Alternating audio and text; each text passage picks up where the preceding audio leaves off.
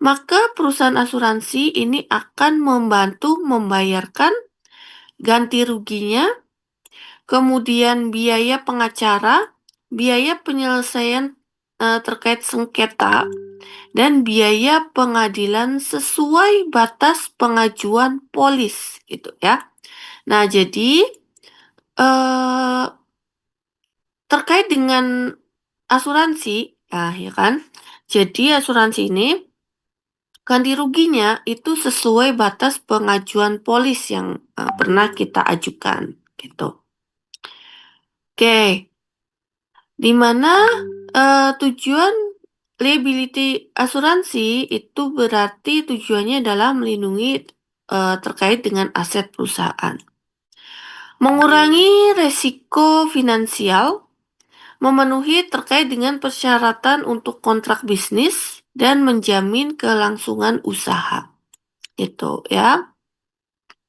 Nah, kenapa tujuan liability melindungi, mengurangi resiko, memenuhi persyaratan kontrak bisnis, menjamin kelangsungan usaha? Karena yaitu tadi, jadi memberikan perlindungan kepada tertanggung akibat sesuatu hal yang tidak diinginkan gitu ya. Tapi besarnya ganti rugi itu tergantung dari batas pengajuan polis yang pernah kita ajukan. Seperti itu ya. Ini pengertian terkait asuransi secara umum. Nah, dalam kegiatan logistik dan pengiriman barang, liability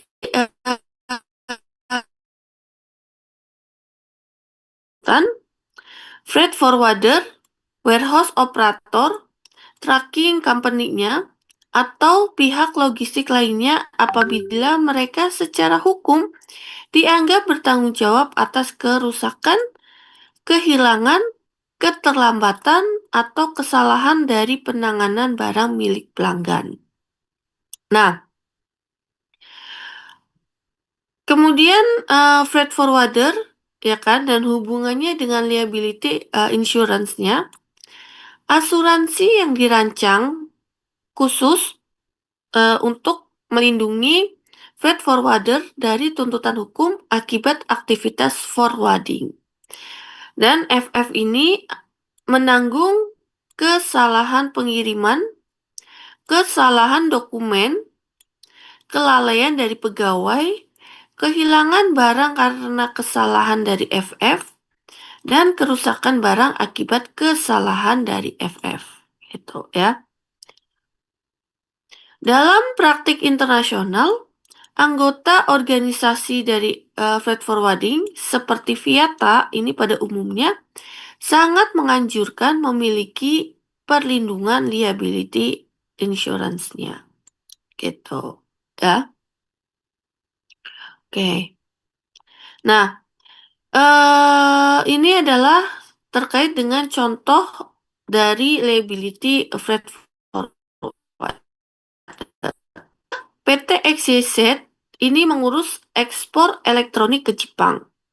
Karena adanya kesalahan dari staf, yaitu kesalahannya dari dokumen ekspornya itu salah, ya.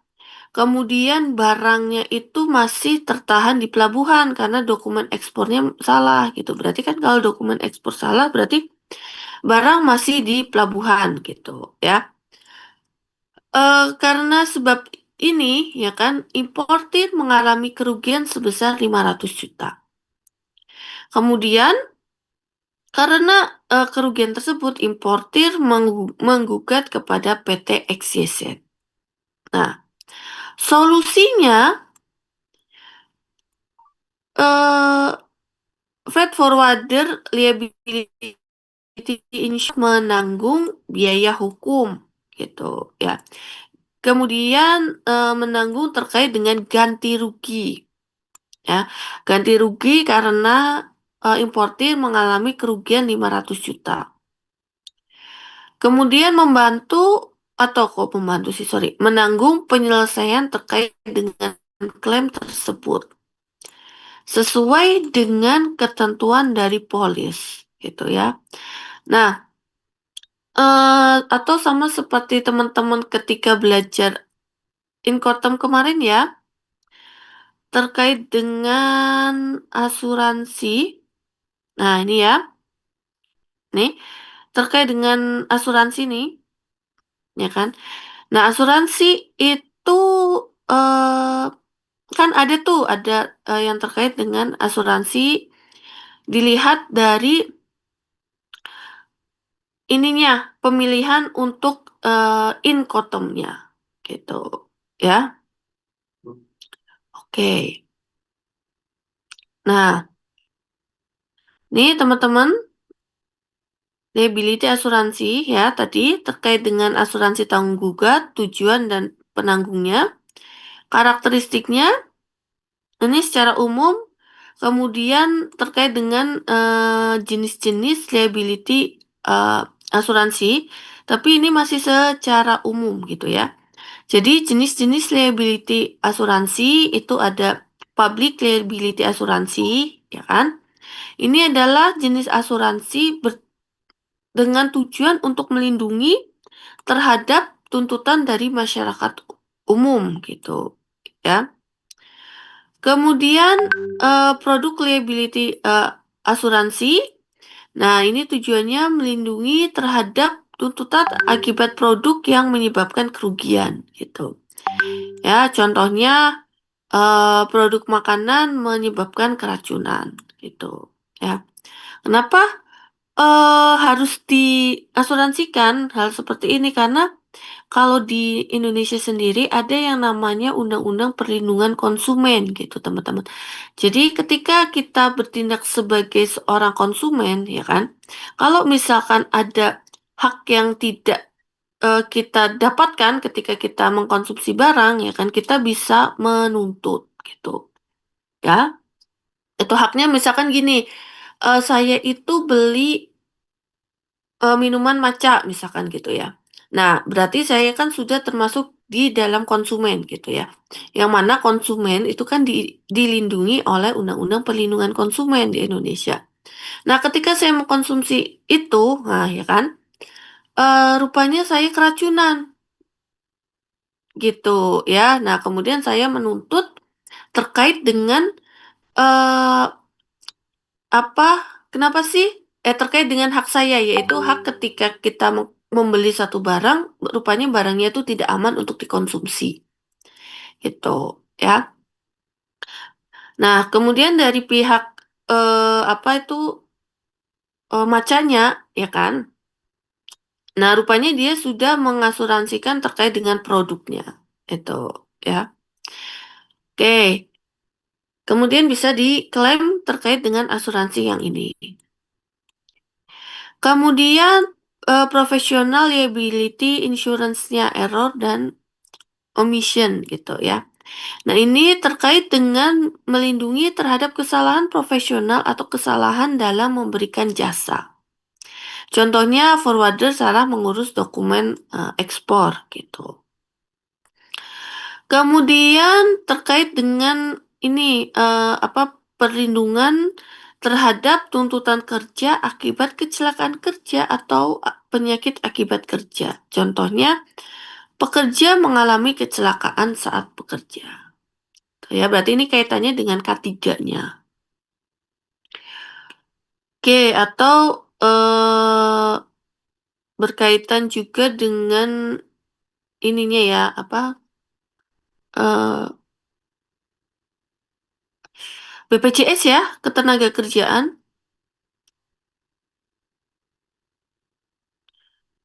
Oke, karena semalam saya juga bahas tenaga kerjaan di mata kuliah hukum. Itu. Jadi, gini, setiap pekerja gitu kan, itu ketika kita bekerja, nah kita kan harus mendapatkan suatu jaminan sosial gitu ya. Nah, jaminan sosial itu ditanggung oleh perusahaannya gitu kan. Salah satunya adalah BPJS Ketenagakerjaan. Nah, termasuk di dalamnya jika terjadi yang namanya kecelakaan kerja. Kemudian untuk FF, ya kan, Freight Forwarder Liability Asuransi, Ini khusus untuk usaha FF terhadap resiko kegiatan forwarding.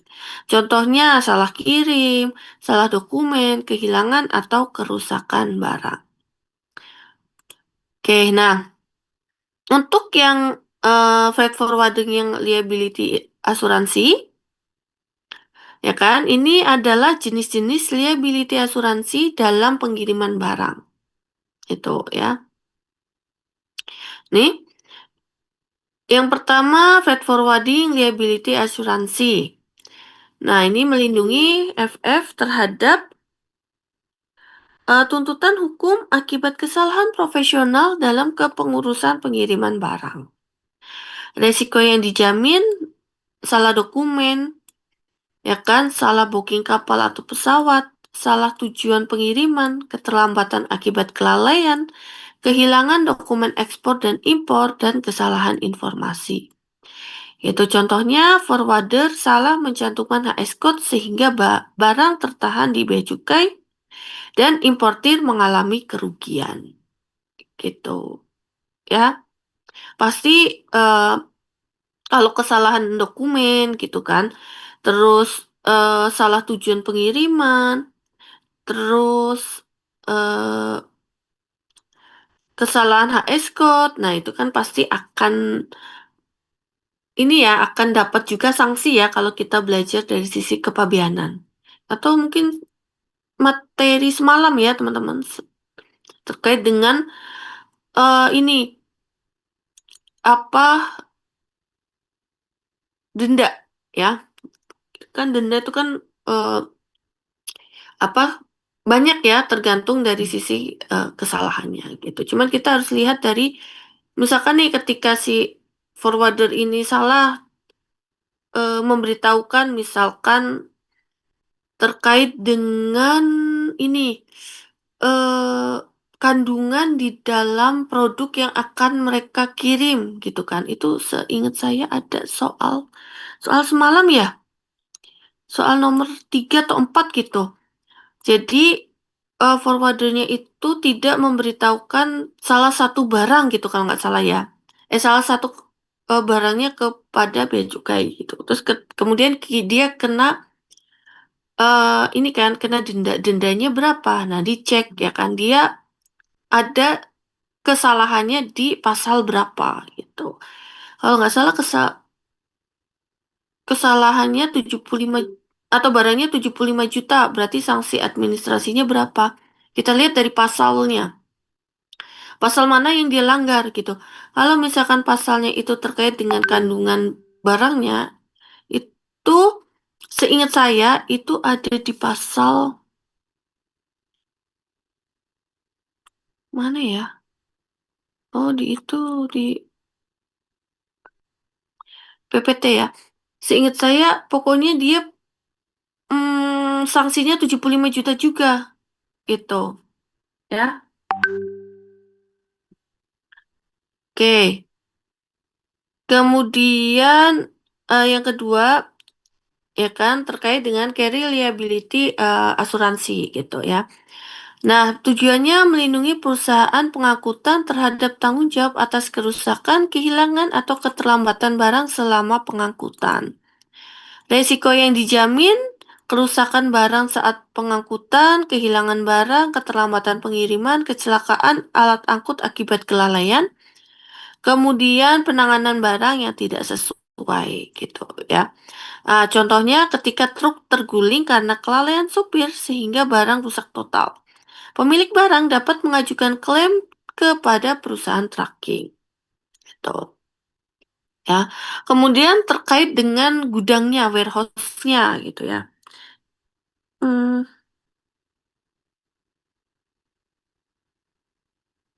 ya terkait dengan warehouse-nya.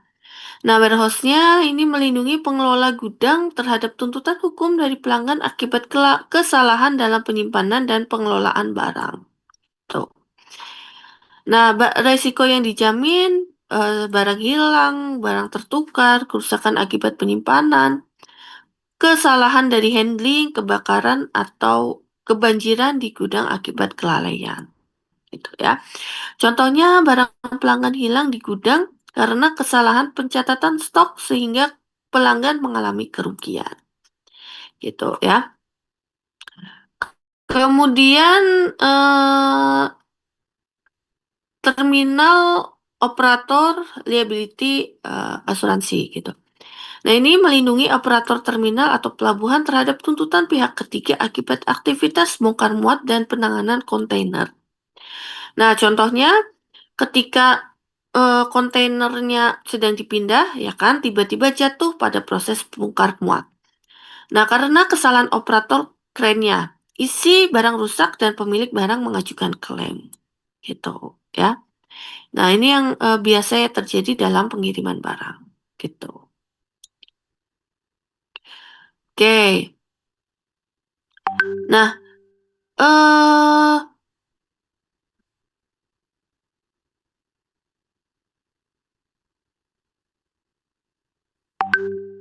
bentar. Oke. Tadi kan kita membicarakan terkait incortum kan, ya, teman-teman. Nah, apa sih sebenarnya kaitan liability asuransi dengan incortum? Nah, incortum adalah aturan internasional yang mengatur tentang istilahnya tanggung jawabnya ada di mana gitu kan. Pembagian biayanya, resiko, tanggung jawab gitu kan antara penjual dan pembeli dalam perdagangan internasional gitu ya. Nah, karena berkaitan dengan tanggung jawabnya ada di mana istilahnya gitu. Hal tersebut akan mempengaruhi terkait dengan klaim asuransi, tanggung jawab hukumnya, dan liability exposure-nya gitu ya. Oke, jadi contoh penerapan incortum dan dampak liability asuransinya, ya kan? Contohnya nih apa incortum yang ex-work gitu ya. Nah, ex-work itu kan tanggung jawabnya barangnya itu hanya di depan gudang gitu kan. Nah, makanya untuk ex-work resiko berpindah sangat awal kepada pembeli. Forwarder yang ditunjuk pembeli memiliki tanggung jawab yang lebih besar ya, terhadap resiko gugat lebih tinggi masih sangat penting gitu ya.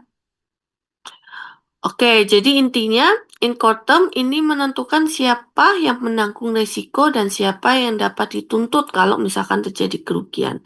Tapi kalau liability asuransi ini melindungi pihak secara hukum jika suatu saat dia dituntut gitu ya. Oke, nah kemudian di dalam asuransi ya teman-teman, kita harus juga bisa membedakan terkait dengan perbedaan liability asuransi dan kargo ya, asuransi kargo. Oke, liability asuransi sudah tadi kita jelaskan, kita masuk ke kargo.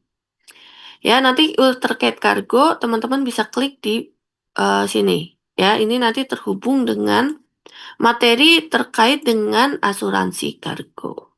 Gitu, ya.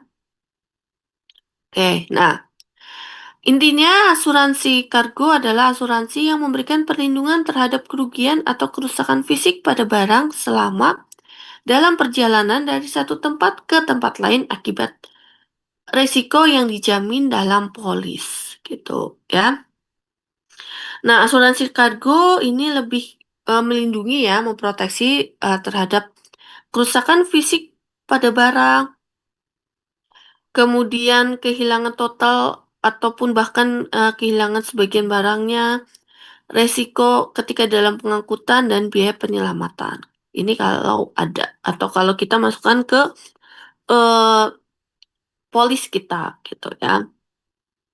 Oke, contoh resiko yang dijamin untuk yang kargo asuransi itu kayak misalkan kecelakaan kapal, pesawat atau truknya gitu kan. Terus force majeure yang lain gitu. Kayak misalkan force majeure itu kan suatu kejadian yang tidak kita inginkan gitu ya. Kayak misalkan tuh kebakaran, ya kan, terus ledakan gitu ya. Terus gelam gitu. Terbalik, pencurian, perampok, major yang kita nggak bisa prediksi gitu ya. Oke. Nah, Apa sih Ibu sebenarnya dari liability asuransi sama kargo, ya kan? Kalau liability ini yang dilindunginya adalah tanggung jawab hukum kepada pihak ketiga. Kalau kargo, asuransi itu terkait dengan barang atau kargo yang akan dikirim. Tuh, ya. Kemudian siapa yang diasuransikan? Kalau liability asuransinya itu adalah perusahaan atau perorangan. Kalau kargo itu adalah pemilik barang, shippernya atau konsaininya atau kepentingannya. Itu, ya. Kemudian liability resiko yang dijamin adalah terkait tuntutan hukum akibat kesalahan atau kelalaian yang menyebabkan kerugian pada pihak ketiga. Kalau kargo, ini terkait dengan kerugian fisik atau kehilangan barang sama pengangkutan. Ya, contoh untuk liability asuransi, gugatan atas salah kirim, salah dokumen, kelalaian, dan cedera pihak ketiga.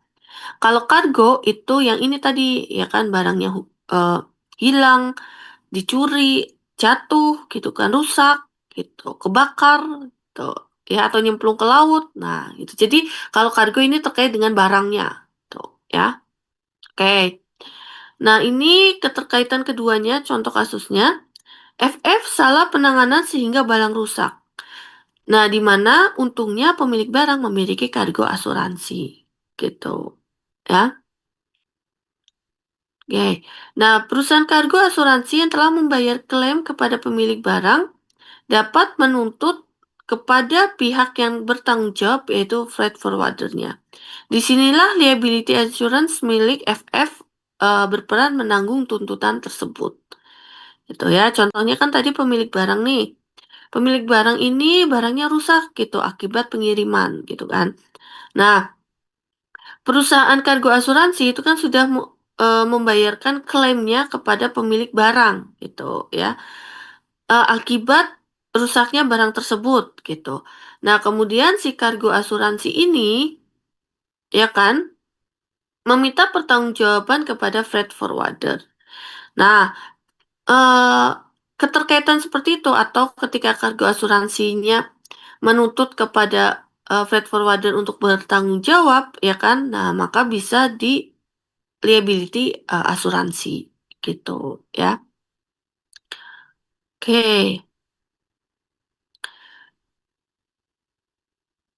Nah, di dalam asuransi ya, teman-teman ya, ada yang namanya ICC.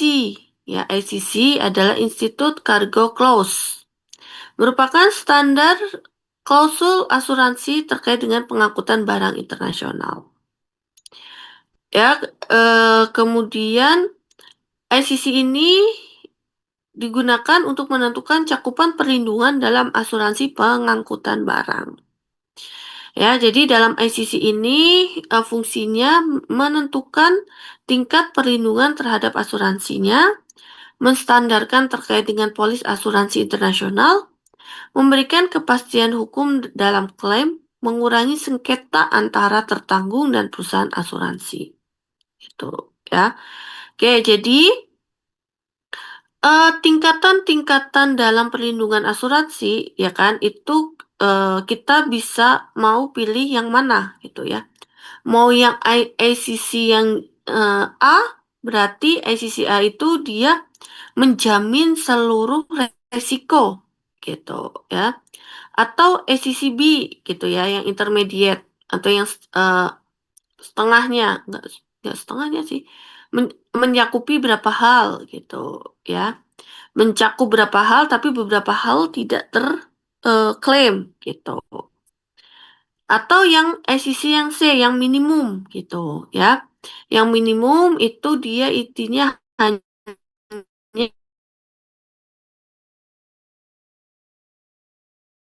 minimum istilahnya gitu ya. Oke. Nah, eh untuk resiko ya kan ini kalau di yang PPT saya dijabarkan sesuai dengan force majeure yang biasa terjadi gitu kan. Nah, ada juga resiko-resiko yang lain gitu. Misalkan, nah nanti teman-teman klik yang ini ya, kargo asuransi, nanti muncul yang ini. Nah, nih, ya ini ada beberapa hal yang apa juga harus ditambahkan gitu ya. Oke, misalkan terkait dengan resiko, setiap resiko lainnya selama tidak tercantum pada pengecualian polis gitu. Kalau yang di PPT saya ini lebih kepada force majeure ya. Kalau misalkan ada resiko selama tidak tercantum pada pengecualian polis ini juga termasuk gitu ya. Oke, kalau ACCA berarti terproteksi ya. Kalau yang B itu tidak, kalau yang C tidak gitu ya. Nih. Nah, pengecualian standar dalam polis ACCA, B, C, Marine Cargo adalah kerugian akibat hal-hal berikut. Dilakukan dengan sengaja oleh tertanggung atau pegawainya. Gitu ya. Misalkan nih kita mengajukan polis gitu kan. Ketika kita mengajukan polis atas barang kita yang rusak itu kan nanti akan dicek dulu benar atau enggak gitu ya. Ya, kalau rupanya nih sebab tersebut sebab tersebut karena disengaja gitu, berarti eh, apa kerugiannya itu tidak ditanggung gitu ya, karena adanya faktor ketersengajaan gitu ya. Kemudian bocor, berkurang berat, susut biasa, atau keausan yang wajar atas barang gitu. Nah ini kalau terkait dengan eh, apa bocor, berkurang berat, susut biasa gitu kan. Itu kan terkait dengan apa itu jenis barangnya ya gitu. Itu juga kemarin kita belajar di fasilitas kepabeanan. Kalau kita kirim barang, rupanya barang itu menyusut karena faktor alam, ya kan itu dapat fasilitas kepabeanan gitu ya. Oke, tapi tidak atau dikecualikan dari polis gitu. Nah, kemudian packing yang kurang baik, kurang memadai termasuk dalam kontainer ya. Makanya itu pas awal pertama kali kita membahas terkait dengan perusahaan forwarding kan perusahaan forwarding itu eh, apa disebut juga sebagai istilahnya apa kemarin ya teman-teman ya konsultan di bidang logistik gitu ya. Salah satunya adalah packingnya gitu ya. Jadi nanti FF itu akan merekomendasikan atau mempacking barang yang baik dan benar gitu ya. Nah, kalau kurang memadai rupanya si kemasannya ya kan eh terus terjadi hal yang tidak diinginkan itu juga dikecualikan dari polis gitu ya. Nih kerusakan akibat alamiah barang ya kan. Misalkan barang yang lagi dikirim karena itu besi ya kan tiba-tiba di tengah jalan dia karatan gitu. Padahal packingnya itu masih bagus gitu ya. Berarti tetap dikecualikan dari standar polis. Tuh ya. Kerugian sebab akibat keterlambatan, kerugian atas ketidakmampuan keuangan tertanggung, kemudian kapal pengangkut tidak layak di laut, akibat resiko nuklir dan sejenisnya, akibat resiko perang, huru-hara, dan kerusuhan. Tuh. Oke, kemudian, nah, kalau misalkan Bu, eh, apa kita kirim barang gitu kan, barang itu sudah kita asuransikan dengan kargo asuransi tadi. Nah, tiba-tiba itu ada yang namanya perang gitu ya, perang. Nah, eh untuk perang, resiko huru-hara, resiko pencurian, ya kan? Ini dikecualikan atau bisa di-cover sebagai perluasan jaminan, gitu ya. Jadi barang ketika misalkan kita kirim barang, rupanya di tengah jalan itu ada yang namanya kerusuhan, gitu kan? Atau ada yang namanya perang gitu ya, itu juga bisa di-cover sebagai perluasan jaminan, gitu. Oke. Nah, eh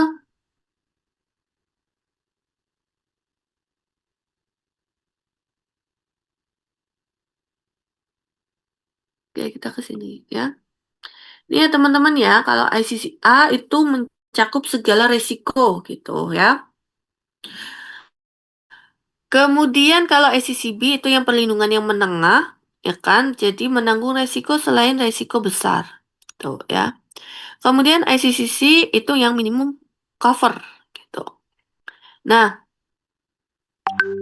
eh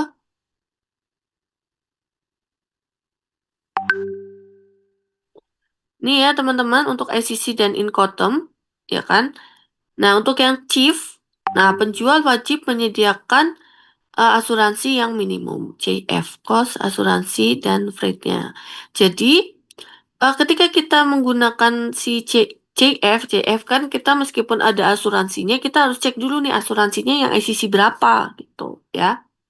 Nah, standar minimum untuk yang CIF itu menggunakan asuransi yang C, gitu ya. Kalau yang CIP, CIP, nah ini penjual wajib menyediakan asuransi yang lebih tinggi. Standar minimum ACC untuk yang CIP itu adalah standar yang A, gitu ya. Oke, nah ini ya teman-teman hubungan antara ICC dengan Incoterm. Kadang kan ada yang bilang ICC Incoterm gitu ya. Kenapa penting ICC dalam Incoterm ya? Jadi Incoterm itu kan menentukan siapa yang wajib mengasuransikan barang gitu. ACC menentukan tingkat perlindungan asuransinya yang harus digunakan gitu ya.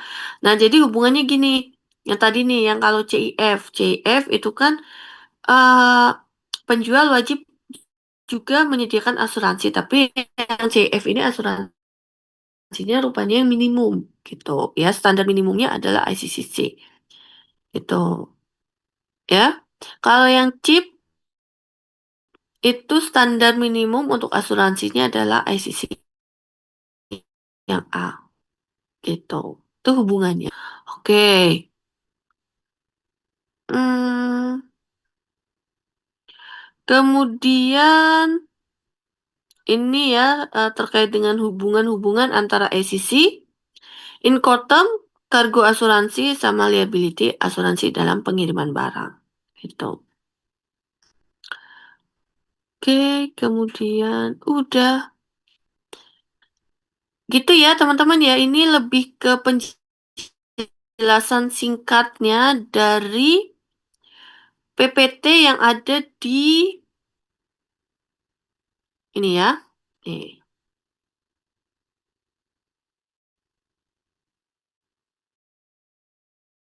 sama isinya. Ya kan, kargo dan liability asuransi. Kargo asuransi, liability assurance, insurance, kargo versus liability. Kemudian tanggung jawab pengangkut atas muatan atau kargo. Nah, untuk khusus angkatan laut ini tercantum di pasal 48 KUHD. Itu ya. Oke, kemudian terkait dengan tanggung jawab ya kan FF, CPT-nya dan NVOCC. Ya, ini tercantum di pasal 475 KUHD. Kitab Undang-Undang Hukum Dagang. Itu ya. Oke, tanggung jawabnya apabila si pengangkut itu bukanlah si yang mengusahakan kapal, maka kewajibannya untuk menggantikan kerugian menurut pasal 468 itu sekedar pengangkutan melalui lautan adalah terbatas pada jumlah yang mana karena kerugian yang diterita berdasarkan pasal yang lalu dapat dimintakan penggantian dari si pengusaha kapal. Nah, kalau misalkan ada perselisihan gitu ya, maka wajiblah si pengangkut membuktikan jumlah mana atau berapa tanggung jawab yang dibatasi.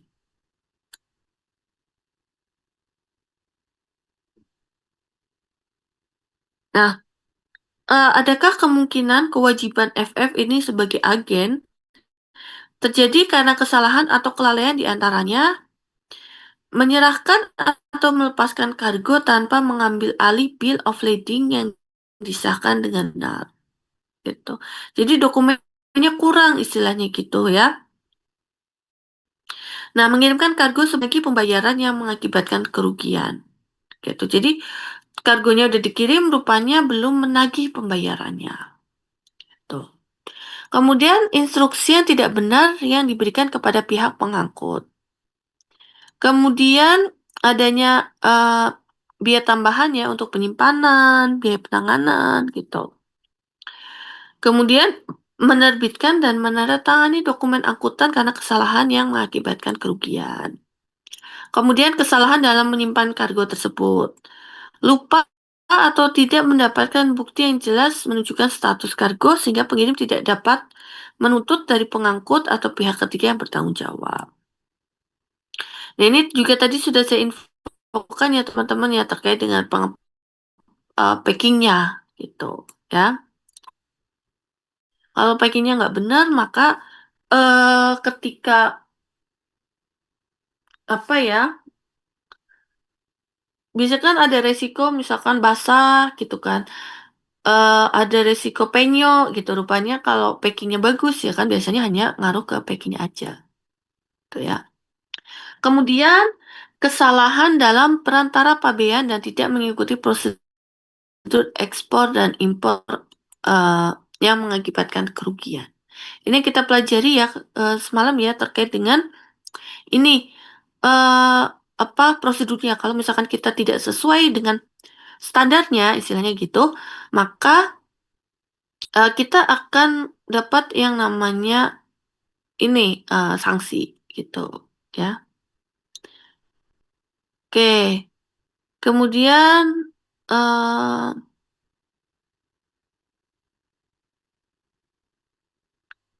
ini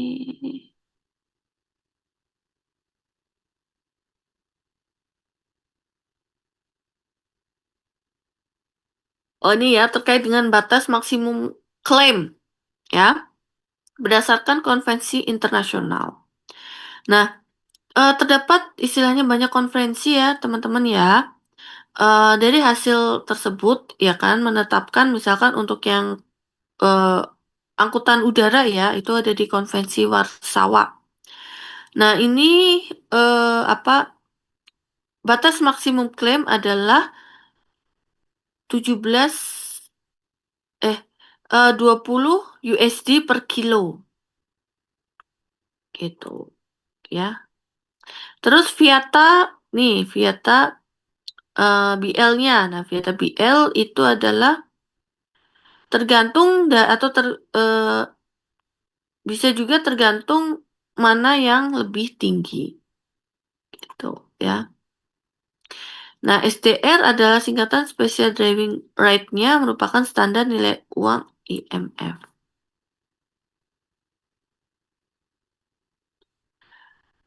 Oke, ini konvensi internasional tentang pengangkutan, ya kan? Terkait dengan apa maksimum ya, batas maksimum untuk eh, apa barangnya, asuransi barang. Kan tergantung dari ini kan apa mode transportasi mana yang teman-teman gunakan gitu ya. Nah, misalkan nih teman-teman menggunakan pesawat gitu. Nah, pesawat limit liability for loss damage good-nya itu adalah 17 SDR per kilo gitu. Oke, kalau terkait dengan delay goods-nya ya kan. Nah, ini juga ada gitu ya. Oke, kemudian kalau misalkan teman-teman MTO nih, kan MTO seperti apa gitu. Kalau MTO limit of liability for loss ininya adalah 2 SDR per kilo gitu ya atau 666,67 SDR per packingnya, package-nya gitu ya. Oke. Kemudian ini peraturan pemerintah ya tentang angkutan multimoda. Ini nih, hubungan antara konvensi internasional dan hukum internasional. Jadi gini ya teman-teman, sama seperti yang saya informasikan ketika mengajar untuk hukum perdagangan internasional dan perpajakan bahwa setiap kita mengikuti organisasi, ya kan, pastikan peraturan yang ada itu masuk ke pengaturan atau peraturan yang ada di hukum nasional kita, gitu ya. Kenapa? Karena kalau misalkan eh, terjadi hal-hal tertentu, ya kan kita sudah punya dasar hukumnya untuk yang nasional kita, tuh ya. Jadi nggak ada miskomunikasi, gitu, nggak ada perbedaannya. Tuh. Ya, ini peraturannya. Kemudian ini ya, sama tadi tuh hanya digambarkan seperti ini. Ini incotermnya, ini STC.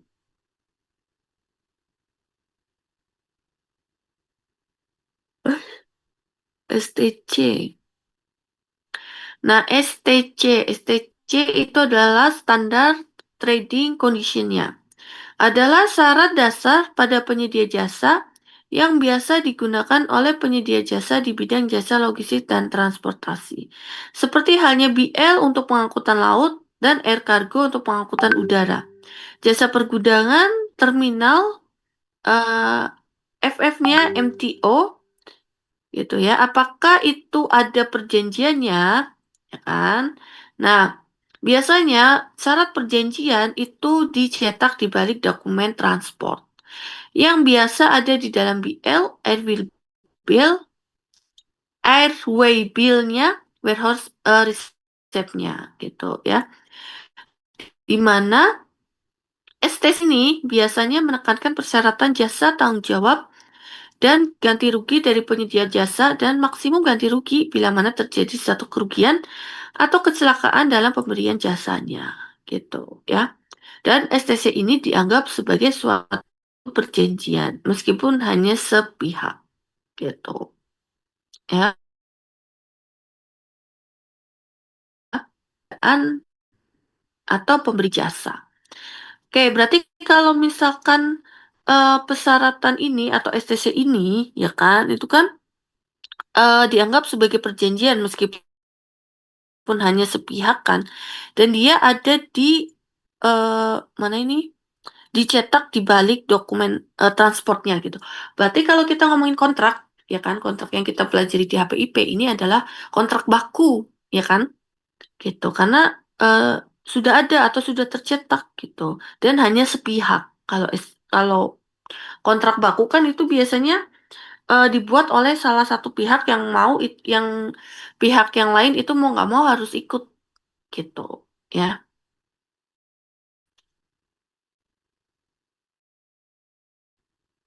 Ini adalah STC di negara-negara ASEAN ya. Nah, ini makanya di Indonesia peraturannya juga harus masuk ya. Nih Brunei, Malaysia, Singapura, Thailand ini punya STC-nya masing-masing. Indonesia juga punya.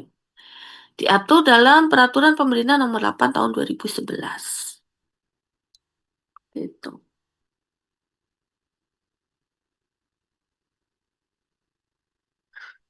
Dia ini terkait dengan data informasi yang biasanya diminta oleh asuransi. Meminta informasi atau data dari calon tertanggung. Gitu ya. Oke, kemudian eh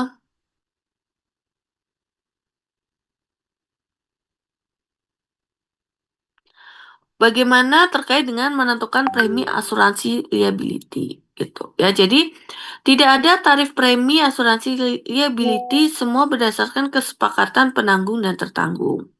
Biasanya ini calon tertanggung diminta untuk memberikan data apa saja yang terkait dengan kegiatan jasanya, kayak FF, terminal depo, pergudangannya gitu. Penutupan terutama untuk tanggung jawab hukum dari kerugian fisik atau kerugian kargo yang ditangani yang dalam kendalinya. Kemudian omset yang dimiliki, ya kan? Atau berapa omset atau nilai estimasi bisnis tahunannya, ya. Nah, nanti juga akan ditanya, ya kan? Terkait dengan skop usahanya, apakah ini skopnya internasional atau domestik atau masih regional, gitu ya. Terus pengalaman klaim terkait dengan asuransi ada atau tidak, gitu. Kemudian dikenakan premi tahunan berdasarkan omset usaha. dengan nilai minimum. Nah, biasanya uh, mulai dari 2.500 USD per tahun. Gitu.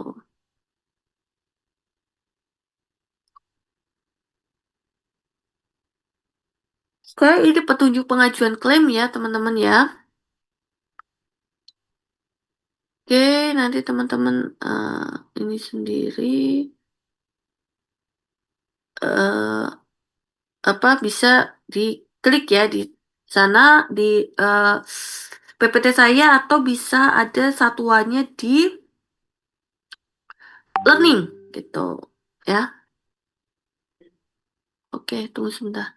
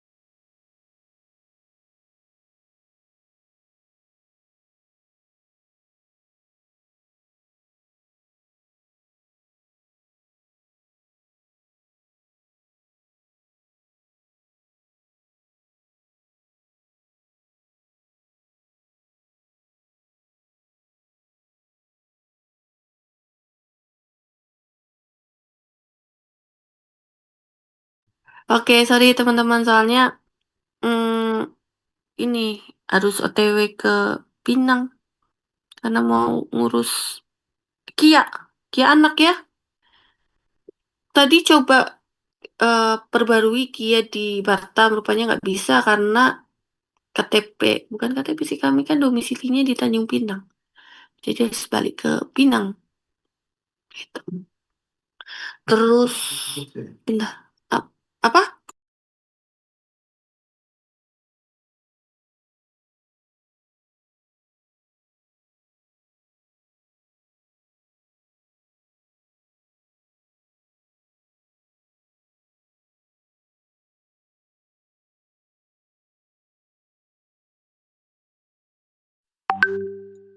Oke. Oke, jadi di Batam kan sekarang untuk syarat bekerja kan salah satu poinnya itu kan KTP Batam ya. Ya kan? Nah, makanya tadi pagi kami ke Disduk padat, termasuk dengan Kia untuk daftar sekolah, ya kan? Data anak-anak sekolah sekarang pakai Kia, gitu. Anak saya ada Kia-nya, cuman Kia pas bayi, kan harus diperbarui ketika dia di atas 5 tahun, gitu. Hmm, oke, jadi mendadak harus ke Tanjung Pinang, tapi saya di Batam sih, bukan saya sih. Kayak gitu ya, teman-teman ya, terkait dengan asuransi, gitu.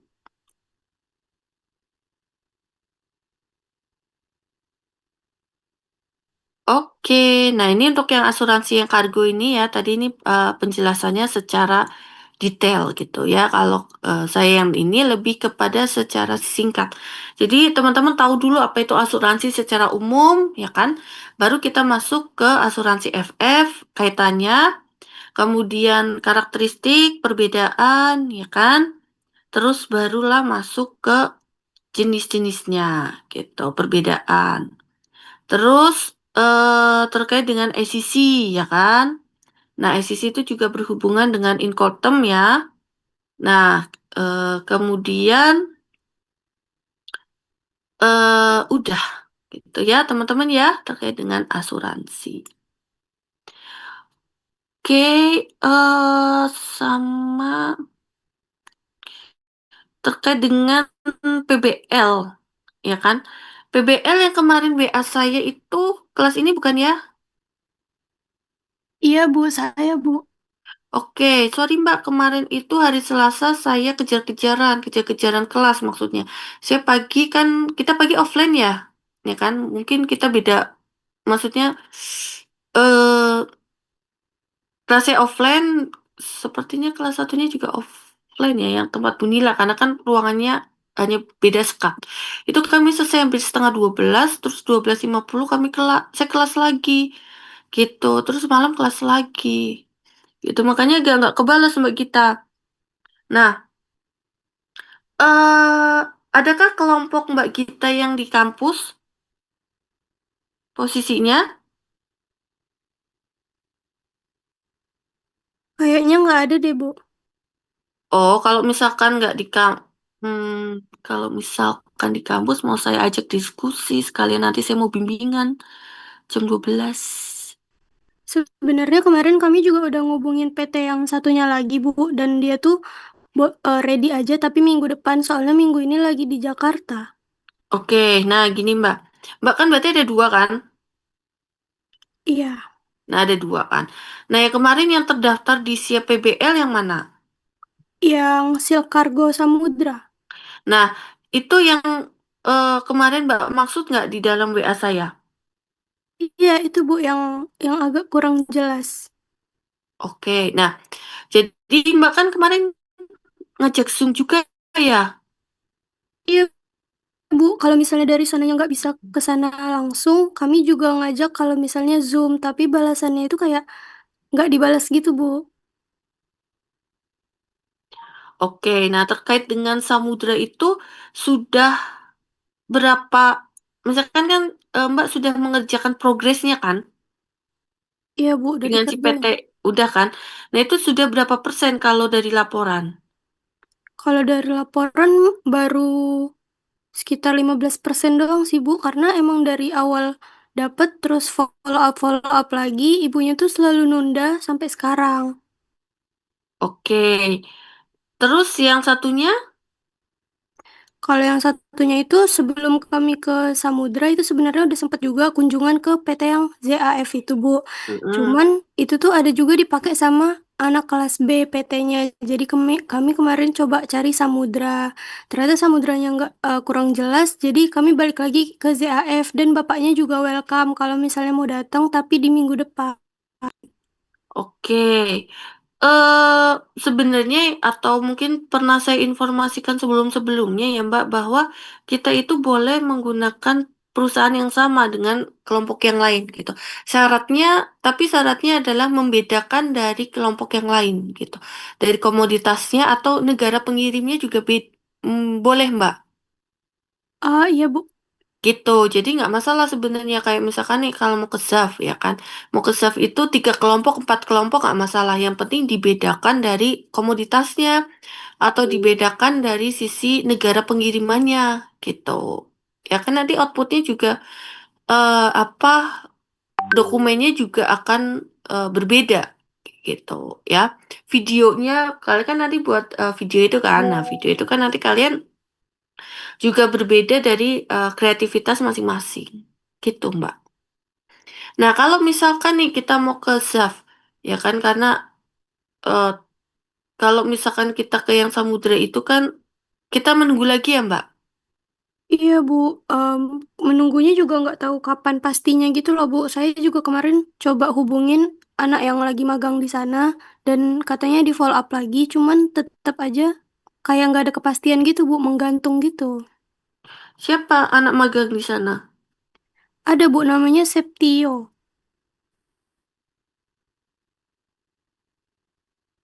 Bentar, bentar.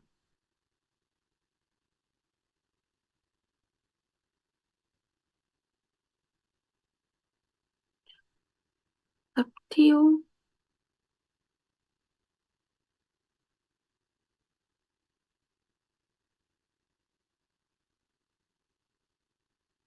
Tapi kayak kenal deh Septio itu.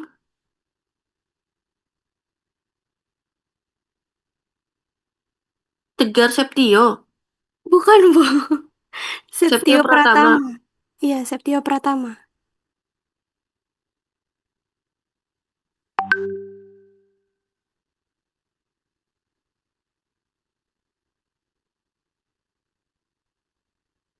Oh, Septio Pratama Putra.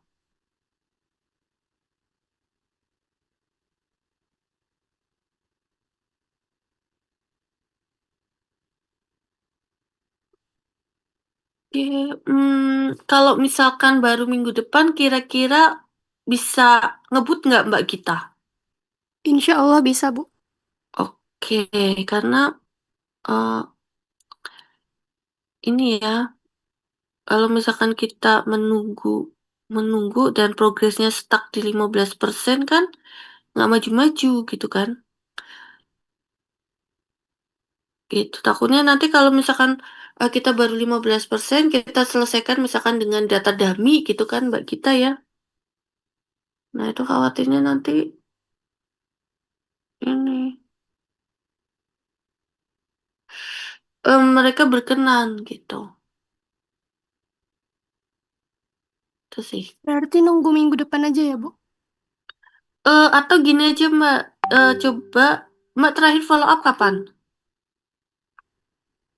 Kemarin, Bu. Kemarin Kemarin. pagi. Kemarin pagi. Atau kita nunggu dalam minggu ini aja kah Mbak? Kalau nggak ada, fix ke Zaf gitu aja ya. Oke, Bu. Gitu aja Mbak. Oke, terima kasih, Bu.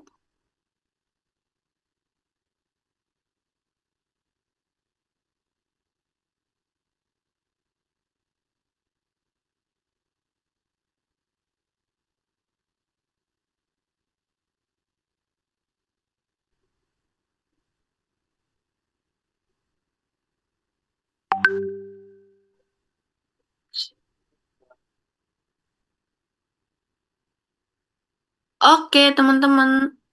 eh Untuk praktikum karena kita sudah ini ya sudah PBL jadi praktikumnya saya kasih yang kecil-kecil kayak kemarin kan praktikumnya lebih ke apa pemahaman soal aja kan ya kan kayak soal pilihan berganda pas teman-teman offline kemarin gitu ya jadi untuk praktikum kita siang ini kayak kemarin aja ya jadi lebih ke apa pilihan berganda aja dari eh, liability asuransi aja ya.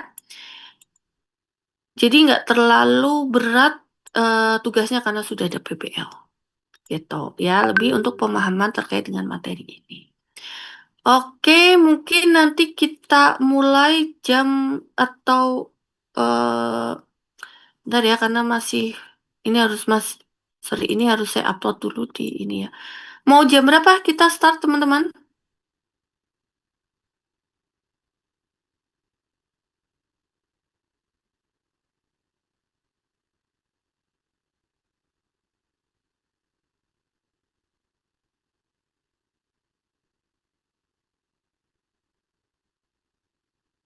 Mungkin jam 10. 15 menit lagi kali ya. Boleh, Bu. Oke, sebentar, sebentar.